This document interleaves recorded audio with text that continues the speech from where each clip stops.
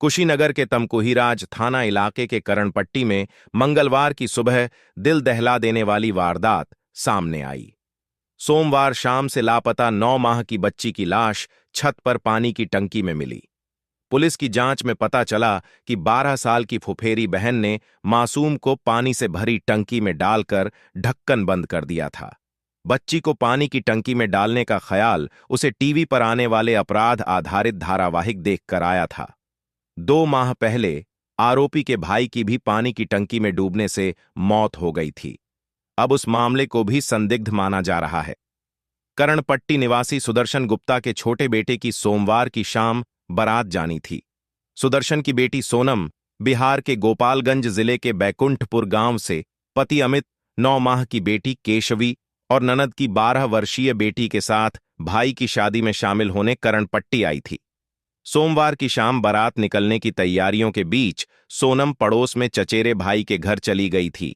इसी दौरान 12 वर्षीय बालिका 9 माह की फुफेरी बहन केशवी को लेकर घर के अंदर चली गई। कुछ देर बाद सोनम लौटी और केशवी के बारे में पूछा तो बालिका बातें बनाती रही। काफी खोजबीन के बाद भी बच्ची नहीं मिली तो देर शाम परिजनों ने पुलिस को सूचना दी। इस बीच बारात रवाना हो गई। इंस्पेक्टर तमकुहीराज और महिला एसआई आकांक्षा सिंह के नेतृत्व में पुलिस की 2 टीमें देर रात तक जांच में जुटी रहीं।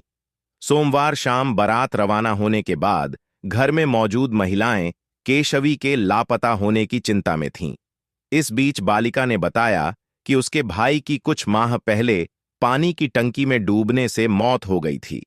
तत्काल तो किसी ने इस पर गौर नहीं किया, लेकिन मंगलवार की सुबह बारात में गए परिजनों को यह बात बताई गई।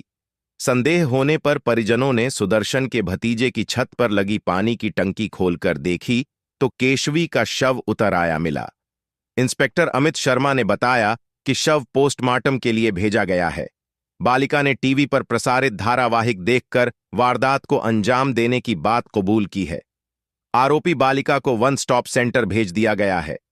9 माह की बच्ची से आखिर बालिका को किस बात की अदावत थी, यह समझ से परे है, लेकिन उसने ऐसे कृत्य को अंजाम दिया है जिसे सुनने के बाद हर कोई उसे कोस रहा है। टीवी सीरियल सीआईडी और क्राइम पेट्रोल देखने के बाद बालिका ने इस घटना को अंजाम दिए जाने की बात स्वीकार की है।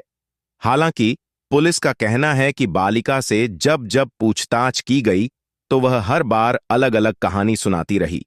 उसके चेहरे पर न तो अपराध का भाव दिखा और न ही किसी तरह का पछतावा हो रहा था।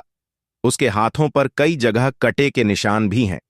इस पर जब पुलिस ने जानकारी हासिल की तो पता चला कि वह गुस्सैल प्रवृत्ति की है। परिजनों की डांट फटकार के बाद उसने खुद को चोट पहुंचाने के लिए पहले भी अपने हाथ के नस को काट चुकी है। 9 माह की नवजात बच्ची के गायब होने के बाद से ही परिजन व पुलिस को आरोपी बालिका पर संदेह हो गया था, क्योंकि उससे जितनी बार जानकारी ली गई तो उतनी बार अलग अलग वह बात बताती रही। बच्ची के गायब होने से पहले बिस्तर पर सुलाने की बात बताई तो कुछ देर बाद गांव के लड़के से घर भेजने की बात कही। छत पर लगी पानी की टंकी में शव मिलने की सूचना के बाद आई पुलिस को देख बालिका के चेहरे का भाव ही बदलने लगा। पुलिस आरोपी बालिका से पूछताछ करती रही, लेकिन उसके चेहरे पर न तो अपराध का भाव दिखा और न ही घटना को लेकर पछतावा ही हो रहा था। बालिका पुलिस के हर सवाल का खुद के हिसाब से बेखौफ होकर जवाब दे रही थी। नई नई कहानियां सुनाकर पुलिस व परिजनों को घंटों उलझाए रखा। इसके चलते उस पर संदेह गहराता चला गया। महिला एसआई आकांक्षा सिंह ने बालिका से कई बार बातचीत की।